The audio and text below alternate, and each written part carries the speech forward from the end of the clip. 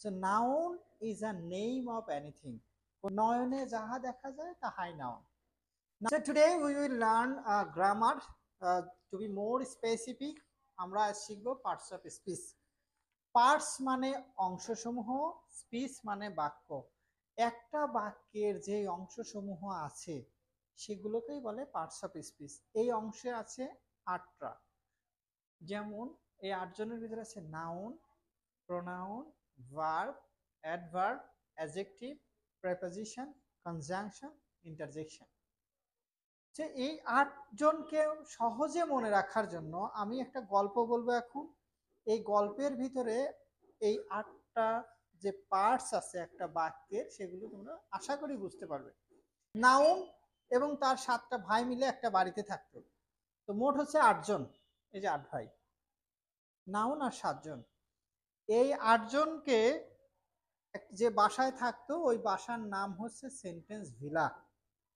যেমন বাসার নাম দেখবে সুন্দর করে লেখা আছে Arka villa, Nihal villa, Rowad villa.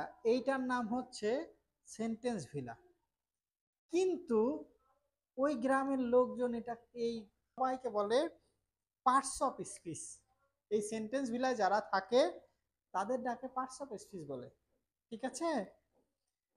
So এক বাড়িতে এই যে সেন্টেন্স ভিলায় এখানে 8 ভাই আছে, কিন্তু 8 ভাইয়ের কাজকর্ম কিন্তু মোটেও একরকম না। 8 ভাই হচ্ছে 8 রকমের কাজ করে। প্রথম ভাই নাউন। নাউনের কাজ হলো কোনো কিছু নাম বলা। বাসায় কি লাগবে কারো নাম রাখতে হবে। যেমন বাসায় লাগবে হচ্ছে চাউল, ডাউল, বাজার, সবজি। এখন একটা ছোট ভাই হয়েছে অর্কর, তার নাম রাখতে হবে। এই সবার কাজ করে হচ্ছে noun. So noun is a name of anything. কোনো কিছুর নামকে নাউন বলে। তো নাম যেমন বাজার, ঘাট যা আছে সবই তো নাউন। নয়নে যাহা দেখা যায় তাহাই নাউন। নাউনের কাজ হচ্ছে নাম রাখা। Clear sir? এখন প্রোনাউন আছে তার সেকেন্ড ভাই, যে দ্বিতীয় পজিশনে আছে। এর কাজ হচ্ছে নাউনকে প্রক্সি দেয়া। প্রক্সি দেয়া মানে নাউন যদি কোনো কারণে কোনো বাড়িতে বেড়াইতে যায়, বাড়িতে না থাকে, তখন প্রোনাউন নাউনের কাজ করে।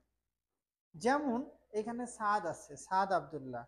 এখন সাদ আব্দুল্লাহ বাড়ি থেকে চলে গেলেও প্রোনাউন হিসেবে বসে গেল হি।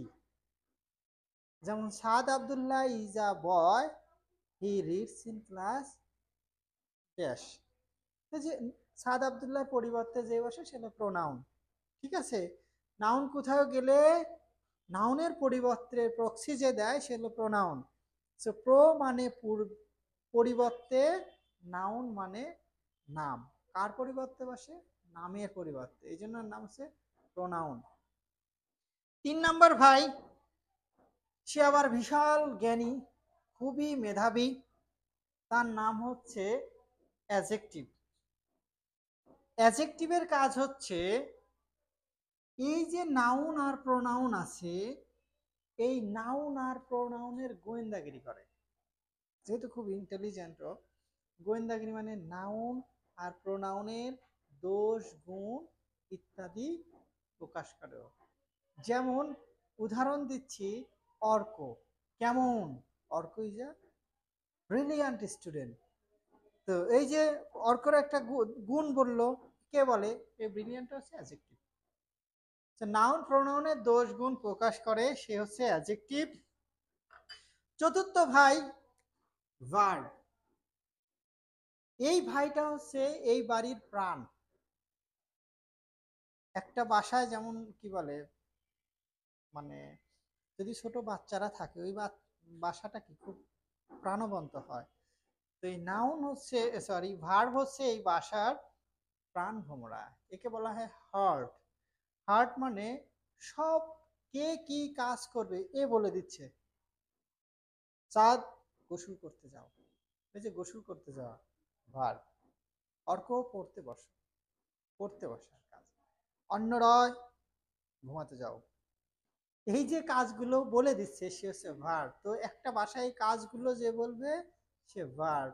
This is called the heart of a sentence. একটা বাক্যের হার্ট, কারণ ভার্ব ছাড়া হবে না কিছুই। অর্ক যাও, এই যাওয়াটাও ভার্ব। বুঝতে পেরেছো? সো পঞ্চম ভাই নাম হচ্ছে অ্যাডভার্ব। বেজায় খারাপ লোক, কারণ হচ্ছে ওর কাজ এই যে ভার্ব এবং অ্যাডজেক্টিভ, এদের পিছে আবার ও লেগে থাকে। কাজটা কি ঠিকভাবে হচ্ছে, গোসলটা ঠিক মতো করিচ্ছে, পড়াটা কি মনোযোগ দিয়ে পড়িচ্ছে, এইটা গোয়েন্দাগিরি করতেছে। সে অ্যাডভার্ব। কার গোয়েন্দাগিরি করে? ভার্বের। আবার অ্যাডজেক্টিভেরও করে। মাঝে মাঝে সে আবার নিজেরও গোয়েন্দাগিরি করে যে আচ্ছা আমার কি এটা ঠিক হলো, একটু ভালো করে করি। তার মানে অ্যাডভার্ব হচ্ছে ভার্ব এবং অ্যাডজেক্টিভের দোষগুণ প্রকাশ করে, মাঝে মাঝে নিজের দোষগুণও সে প্রকাশ করে। তো পার্থক্য অ্যাডজেক্টিভের হচ্ছে নাউন আর প্রোনাউনের দোষগুণ প্রকাশ করে, আর এই চ্যাংড়া অ্যাডভার্ব, ভার্ব, অ্যাডজেক্টিভ আবার নিজেকেও কখনো কখনো মডিফাই করে। বুঝতে পেরেছেন? এখন আর একটা ভাই আছে, ষষ্ঠ ভাই, অসম্ভব ট্যালেন্ট ছেলে। এই চ্যাংড়ার কাজ হচ্ছে, নাম হচ্ছে প্রেপোজিশন। প্রেপোজিশন মানে হচ্ছে এই যে আটটা ভাই আছে, কার সাথে কার সম্পর্ক কেমন সেটা সে প্রেপোজিশন বলে দেবে। প্রতিটা ভাই বিপদে পড়লে তার আগে যায় দাঁড়ায়। প্রেপোজিশন বসে হচ্ছে নাউনের আগে। ঠিক আছে? যদি কোনো ভাই বিপদে পড়ে তার আগে দাঁড়াচ্ছে। সো প্রেপোজিশনের কাজ একটা বাক্যে মানে সেন্টেন্স ভিলায় প্রত্যেকটা ভাইয়ের সাথে কার কিরকম সম্পর্ক সে এই প্রেপোজিশন মডিফাই করে, প্রেপোজিশন দ্বারা বোঝা যায়। ঠিক আছে? সো সপ্তম ভাই কনজাংশন। কনজাংশনের কাজটা আবার ভিন্ন রকমের। এটা প্রেপোজিশন নয়, কিন্তু প্রেপোজিশন থেকে, প্রেপোজিশন তো এই ভাইদের মাঝে সম্পর্ক স্টাবলিশ করে যে কোন ভাইয়ের সাথে কি সম্পর্ক, সেটা প্রেপোজিশন দ্বারা বোঝা যায়। আর কনজাংশনের কাজ হচ্ছে এই যে এই বাড়ির সাথে সেন্টেন্স ভিলার সাথে অর্ক ভিলার যে সম্পর্ক আছে, এই সম্পর্কগুলো নির্ণয় করা হচ্ছে কনজাংশন।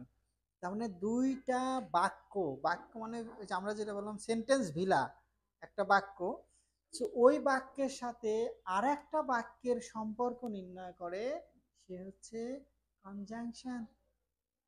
প্রেপোজিশন হচ্ছে নিজেদের ভাইদের ভিতরে সম্পর্ক বোঝায়, আর কনজাংশন হচ্ছে অন্যান্য আত্মীয় স্বজনের সাথে সম্পর্ক কেমন রাখতে হবে সেটা বোঝায়। বুঝতে পেরেছো? মানে কনজাংশনের কাজ দুইটা বাক্যের সাথে, বাক্যকে একত্রে করে। আর প্রেপোজিশন হচ্ছে নাউন প্রোনাউনের সাথে সম্পর্ক কি সেটা নির্ণয় করে। Last but not list, interjection. Interjection বড়ই অদ্ভুত একটা বিষয়। যখন এই ভাই বোনেরা কান্নাকাটি করে তখন সে হাজির হয়, যখন ভাই বোনেরা হাসে তখনও আসে। তার মানে ইন্টারজেকশন মানে যেই বাক্যের আনন্দ, দুঃখ এই সবসময় সে পাশে থাকে। যেমন নিহাল বলল hurray we won the game, আমরা খেলায় জিতেছি। এখন অর্ক বলল আসার সময় দেখলো রাস্তায় একটা লোক রিক্সাতে পড়ে গেছে, আলাস হি ইজ নো মোর, ও লোকটা বাইসে নিয়ে মারা গেছে। দুঃখ বিষাদ উভয়ের ক্ষেত্রেই বসে ইন্টারজেকশন। বুঝতে পেরেছো? সেন্টেন্স ভিলার এই আটটা ভাই, এই আটটা ভাই হচ্ছে parts of speech. That means parts of speech আট প্রকার: noun, pronoun, verb, adverb, adjective, preposition, conjunction and interjection. Have you got it? Bilingual Learning Center, BLC, Bogura.